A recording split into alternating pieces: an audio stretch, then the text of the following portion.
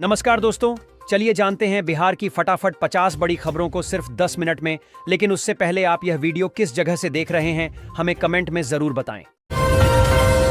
धान की रोपाई के बाद 50 दिनों तक घास नहीं उगेगी, खेत में यह दवा डालें, जापानी तकनीकी से पैदावार बढ़ेगी, लागत कम होगी। दोस्तों, धान की रोपाई के बाद अगर आप चाहते हैं कि खेत में खरपतवार करीब 50 दिन तक ना निकले, तो चलिए एक शानदार दवा की जानकारी देते हैं जो कि जापानी तकनीक से बनी है। धान की रोपाई के बाद अगर खेत में खरपतवार उगती है तो किसानों को बड़ी मेहनत करनी पड़ती है, खरपतवार निकालना पड़ता है। अगर खरपतवार नहीं निकालेंगे, घास फूस खेत में रहने देंगे तो वह फसल को दबा देता है। हड़ताल पर गए राजस्व कर्मियों को सरकार ने दिया अंतिम बड़ा मौका, सभी डीएम को लिखा गया लेटर। दोस्तों, बिहार बड़ी खबर, राजस्व एवं भूमि सुधार विभाग द्वारा राज्य के हड़ताल पर गए राजस्व कर्मियों से जुड़ी आ गई है। दरअसल सरकार की ओर से अंतिम मौका दिया गया है। 1 जून तक जो भी कर्मचारी हड़ताल खत्म कर देंगे उन्हें उपार्जित अवकाश का लाभ मिलेगा। बिहार में जमीन सर्वे का काम बड़े ही जोर शोर से चल रहा है। औरंगाबाद पटना के बीच होगा नेशनल हाईवे का निर्माण। क्या है इस प्रोजेक्ट पर ताजा अपडेट? दोस्तों, औरंगाबाद से पटना को जोड़ने वाली NH 139 के निर्माण को लेकर अभी भी अनिश्चितता बनी हुई है। केंद्रीय मंत्री नितिन गडकरी ने पहले इसे 4 लेन बनाने की घोषणा की थी, लेकिन बाद में अधिकारियों ने ऐसी किसी योजना से इनकार किया। स्वास्थ्य मंत्री मंगल पांडेय ने भी इस मुद्दे पर कोई स्पष्ट जवाब नहीं दिया, जिससे लोगों में निराशा है।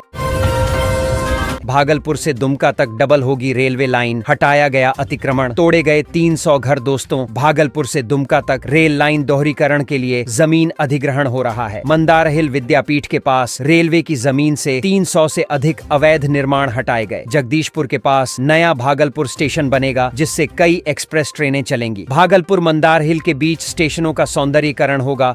गोनूधाम और पंजवारा हॉल्ट स्टेशन बनेंगे।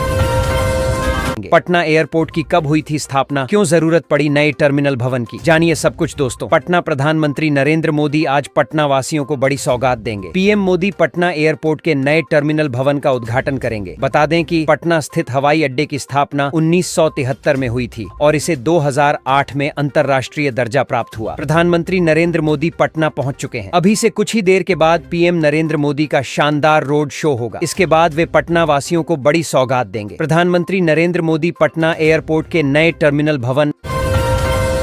शिक्षकों के ट्रांसफर जून में पूरे होंगे। शिक्षा मंत्री ने टीचर बहाली पर भी दिया अपडेट। दोस्तों, बिहार के शिक्षा मंत्री सुनील कुमार ने बुधवार को कहा कि अगले महीने जून के अंत तक शिक्षकों के तबादले की प्रक्रिया पूरी कर ली जाएगी। उन्होंने दिव्यांग विशेष शिक्षक की बहाली जल्द होने की भी बिहार के शिक्षा मंत्री सुनील कुमार ने कहा है कि जून के अंत तक शिक्षकों के ट्रांसफर की प्रक्रिया पूर्ण कर ली जाएगी। उन्होंने स्पेशल टीचर बहाली पर भी अपडेट दिया है। मानिकपुर साहिबगंज 4 लेन का काम रुका। रोड बनाने के लिए ली गई जमीन पर खड्डीडी हुई नई समस्या। दोस्तों, मुजफ्फरपुर में साहिबगंज मानिकपुर 4 लेन निर्माण में अधिग्रहित भूमि पर रैयतों द्वारा निर्माण कार्य करने से बाधा उत्पन्न हो रही है। NHAI ने जिला प्रशासन से तत्काल कार्रवाई का अनुरोध किया है ताकि 4 लेन निर्माण में कोई रुकावट न आए। परियोजना निदेशक ने कहा कि समय रहते निर्माण कार्य नहीं रोका गया तो बाद में अतिक्रमण हटाने में परेशानी होगी।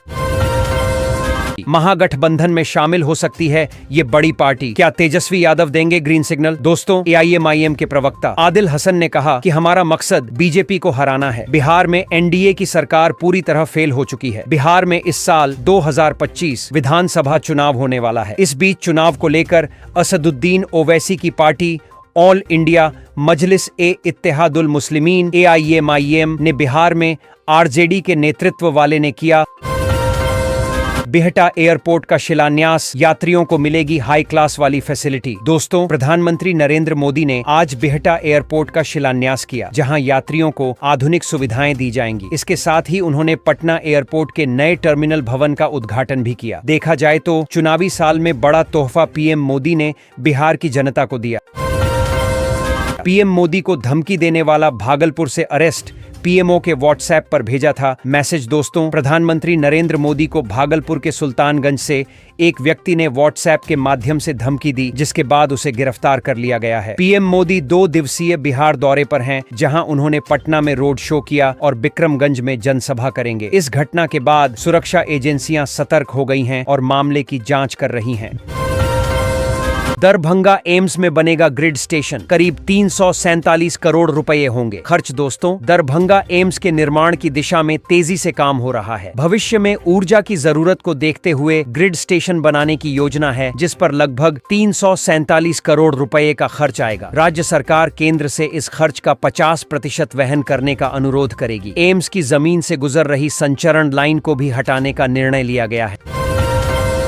वंदे भारत समेत 2 नई ट्रेनों का होगा परिचालन, प्रधानमंत्री नरेंद्र मोदी दिखाएंगे हरी झंडी। दोस्तों, बिहार गोपालगंज रेलवे स्टेशन से आने जाने वाली यात्रियों के लिए खुशखबरी है। इन यात्रियों के लिए रेलवे ने 2 और ट्रेन चलाने का निर्णय लिया है। इसके से एक वंदे भारत एक्सप्रेस भी चलाई जाएगी। गोपालगंज रेलवे ने यात्रियों की सुविधा के लिए 2 नई एक्सप्रेस ट्रेनों के परिचालन करने का फैसला लिया है, जिसमें एक वंदे भारत एक्सप्रेस की सेवा भी शामिल है। प्रधानमंत्री नरेंद्र मोदी दाहोद में आयोजित एक कार्यक्रम में वीडियो कॉन्फ्रेंसिंग के माध्यम से इन दोनों एक्सप्रेस पटना जंक्शन पर एयरपोर्ट जैसा होगा लाउंज, 3000 यात्रियों के बैठने की होगी सुविधा। दोस्तों, पटना जंक्शन पर कॉन्कोर्स के जरिए एयरपोर्ट लाउंज जैसी सुविधा मिलेगी, जो पूरी तरह एयर कूल्ड होगी। यहाँ बैठने की पर्याप्त व्यवस्था होगी। शोर रहित अनाउंसमेंट सिस्टम भी होगा। संवाददाता पटना जंक्शन से यात्रा करने वाले यात्रियों के लिए राहत भरी खबर है, क्योंकि अब जंक्शन पर ट्रेन का इंतजार करने वाले यात्रियों को गर्मी में बेंच पर बैठकर पसीना नहीं बहाना होगा और न ही वेटिंग हाई फुल होने पर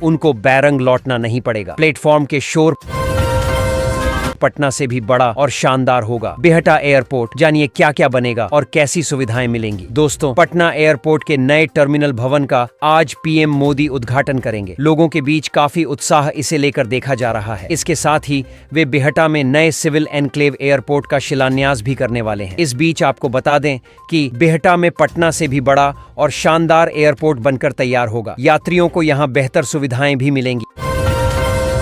मानसून से पहले किसानों को मिल सकता है तोहफा, किसान क्रेडिट कार्ड की लिमिट बढ़ाने की तैयारी। दोस्तों, किसानों को मानसून से पहले ही मोदी सरकार बड़ा तोहफा दे सकती है और किसान क्रेडिट कार्ड की लिमिट बढ़ाई जा सकती है। प्रधानमंत्री नरेंद्र मोदी की अध्यक्षता में बुधवार को केंद्रीय कैबिनेट की बैठक में चल रही है। सूत्रों की माने तो पीएम आवास पर हो रही इस बैठक में मानसून से पहले ही मोदी सरकार ने किसानों को बड़ा तोहफा देने की तैयारी कर ली है।